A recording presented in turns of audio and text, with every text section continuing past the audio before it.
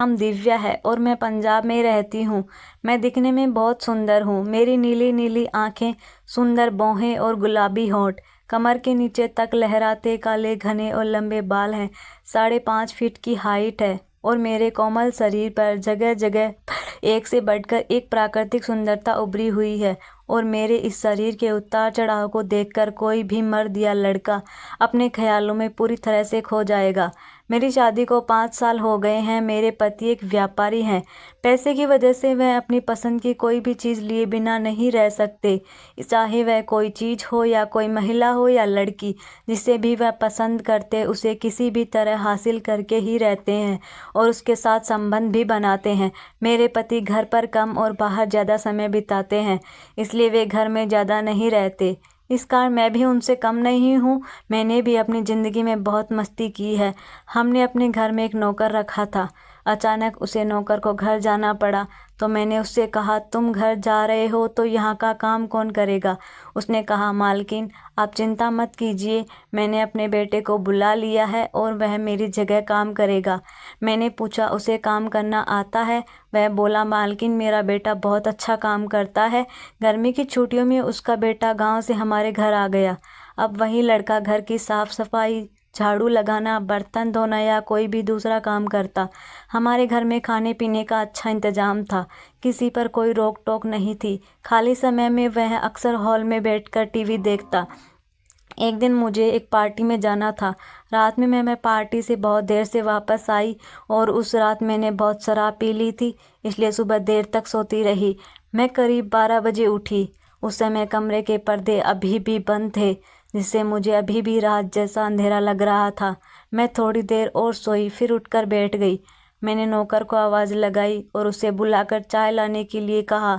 फिर मैंने रिमोट उठाया और टीवी चालू किया। रात को सोते समय मैं अक्सर शर्ट और पजामा पहनती हूँ, कभी कभी लोअर भी पहन लेती हूँ। मैं बाथरूम में जाकर हाथ और मुंह धोकर वापस आई और बिस्तर पर लेट गई। तभी वह नौकर चाय की ट्रे लेकर मेरे कमरे में आया और ट्रे लेकर मेरे बिस्तर के पास खड़ा हो गया। वह मेरी तरफ एकटक देख रहा था। मुझे लगा कि अब लड़का बड़ा हो गया है, इसलिए उसे किसी औरत की तरफ देखने का मन करता होगा, लेकिन मैंने उसकी तरफ ध्यान नहीं दिया। वह देख रहा है तो देखने दो, मेरा क्या कर लेगा। फिर मैं चाय पीने लगी, लेकिन वह मेरे पास खड़ा ही रहा। मैंने उससे पूछा, क्या हुआ, तुम्हें कुछ कहना है? उसने कहा, नहीं। मैंने कहा, तो फिर यहाँ क्या कर रहे हो? फिर वह तुरंत चल गया। कुछ देर बाद मुझे लगा कि मुझे उसके साथ ऐसा बर्ताव नहीं करना चाहिए था। मैं उसके बारे में सोचने लगी, उसे बुरा तो नहीं लगा होगा। मैं चाय लेकर बिस्तर पर लेट गई और रात की पार्टी याद करने लगी।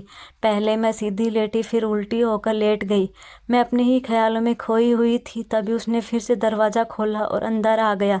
चाय का कप उठाकर उसने मेरी ओर देखा। वह बस मेरी तरफ ही देख रहा था।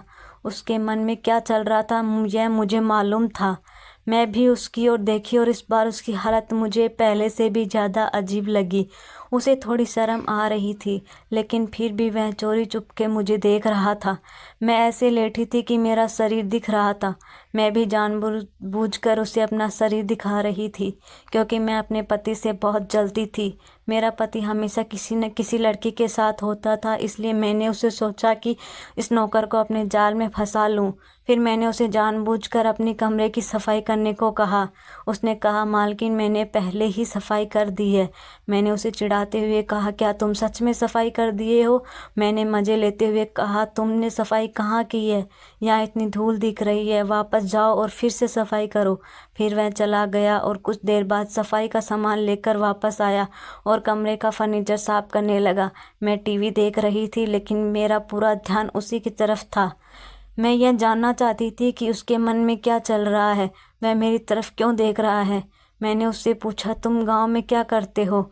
उसने कहा, मैं गांव में बच्चों को पढ़ाता हूँ।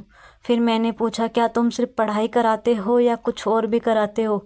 उसने जवाब दिया, मैं शाम को अखाड़े जाता हूँ। मैं हंसी और उससे बोली, तो तुम पहलवान हो? फिर मैं मजाक में बोली, तुम्हारे शरीर को देखकर तो नहीं लगता कि तुम पहलवान हो। उसने कहा, कुश्ती में शरीर नहीं बनता, ताकत आती है। मैंने अभी अभी शुरू किया है, फ़िलहाल मैं सिर्फ अखाड़े की मालिश करता हूँ, ट्रेन साफ़ करने और गायों का दूध निकालने का काम करता हूँ। मैंने पूछा, क्या तुम्हें मसाज करना आता है?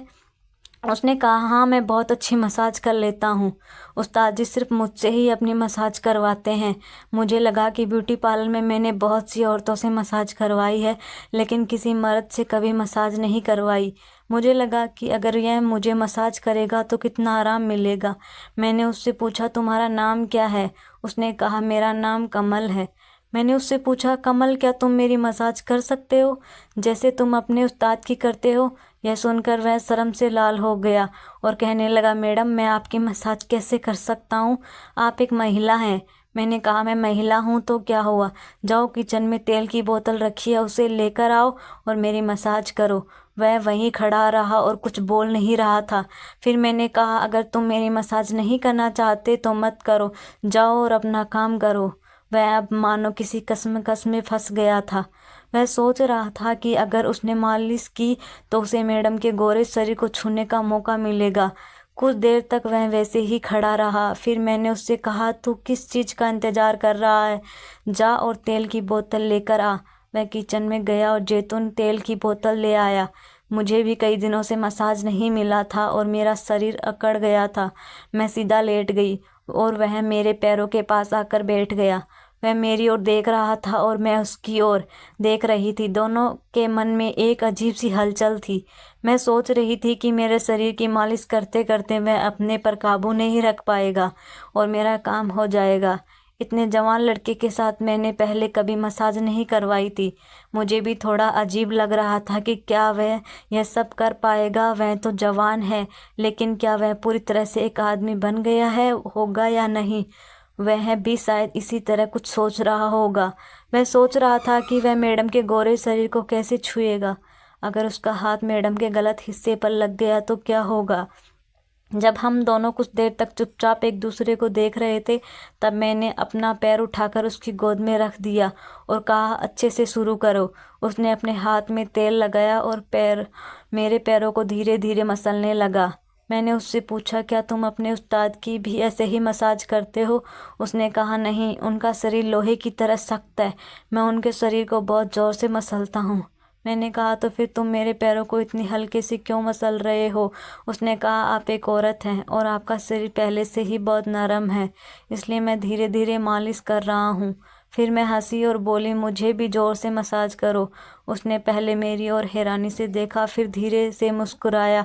उसकी हंसी में थोड़ी सी शर्म और कुछ बड़ी उम्मीद थी। मैंने कहा, सिर्फ हाथ पैर नहीं, ऊपर तक मसाज करो। उसने अपने हाथों पर तेल लगाया और मेरे घुटनों की मसाज करने लगा। ऐसा लगा मानो उसके हाथों में जादू हो। मेरे पैरों में बिजली सी दौड़ गई। उसे भी शायद ये महसूस हुआ होगा। फिर मैंने अपना दूसरा पैर उसके सामने रख दिया। उसने वहाँ भी घुटनों तक तेल लगाया। फिर मैंने उससे कहा, क्या तुम बस घुटनों तक ही तेल लगाओगे, आगे नहीं जाओगे? फिर उसने अपने हाथों पर तेल लगाया और मेरी जांघों की मालिश करने लगा। जैसे ही वह मेरी जांघों की मालिश करता है, उसके हाथ मेरे संवेदनशील हिस्सों को भी छू रहे थे। जब उसने उन हिस्सों को मसाज करना शुरू किया तो उसके कांपते हाथ मुझे साफ महसूस हो रहे थे। वह बहुत डरते हुए ऊपर की ओर बढ़ रहा था। मैंने उसका हाथ पकड़कर अपनी कमर पर रख दिया और कहा, यहाँ तक मेरी मसाज करो। वह मेरी कमर की मसाज करने लगा। उस समय मुझे ऐसा लग रहा था जैसे मैं 7वें आसमान पर पहुंच गई हूँ। अब मसाज करते हुए 1 घंटे से ज़्यादा समय बीत चुका था। फिर उसने मुझसे कहा, क्या मैं आपको एक बात कहूँ, अगर आपको बुरा ना लगे तो? मैंने कहा, बोलो। तो उसने कहा, मैडम आप बहुत सुंदर लगती हैं। मुझे लगता है कि आपको मेरे साथ डांडिया खेलना चाहिए। मैंने कहा, देर किस बात की है, चलो शुरू करते हैं। उसने भी देर ना करते हुए शुरुआत कर दी। तो दोस्तों, उस दिन कमल ने मुझे बहुत अच्छी मसाज दी और मुझे बहुत मज़ा आया। तो दोस्तों, यह थी हमारी आज की छोटी सी कहानी। आपको यह कहानी कैसी लगी कमेंट करके ज़रूर बताएं। अगर आपको यह कहानी पसंद आई हो तो लाइक करें और अपने दोस्तों के साथ शेयर करें। आगे भी ऐसी ही रोमांचक कहानियाँ पढ़ने के लिए हमारे चैनल को सब्सक्राइबर करें, बेल आइकन दबाना ना भूलें ताकि